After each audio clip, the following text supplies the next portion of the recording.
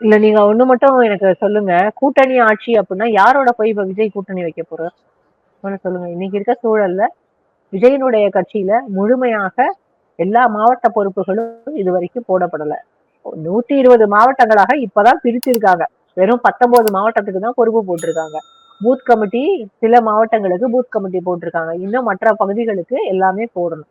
தேர்தலுக்கு இன்னும் 1 வருஷம் இருக்கு. இந்த 1 வருஷத்துக்குள்ள இவங்க எல்லா மாவட்டங்களுக்கும் பொறுப்புகள் போட்டு, இந்த பொறுப்புல இருக்கக்கூடியவர்கள் களத்துல போய் வேலை செஞ்சு, அதுக்கப்புறம் கேண்டிடேட்ஸ முடிவு பண்ணணும். அதுக்கப்புறம் பிரச்சாரம் போகணும். அதுக்கு பிறகு இஷ்யூஸ் என்னங்கிறத பேசணும். இது எல்லாம் நிறைய இருக்கு. நான் என்ன சொல்றேன், திமுகவுக்கு எதிரான ஒரு மனநிலை மக்கள் மத்தியில் இருக்கிறது.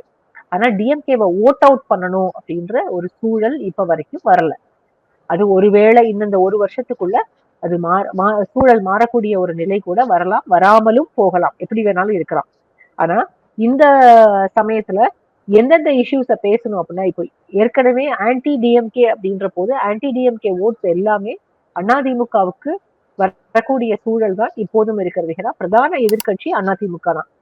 அதிமுக அல்லாத மற்ற கட்சிகள் நீங்க தமிழ்நாட்டுல ஒரு கணக்கு போட்டு பாருங்களேன். 70% தான் நமக்கு மேக்சிமம் 70% தான் நமக்கு ஓட்டிங் பர்சன்டேஜ்.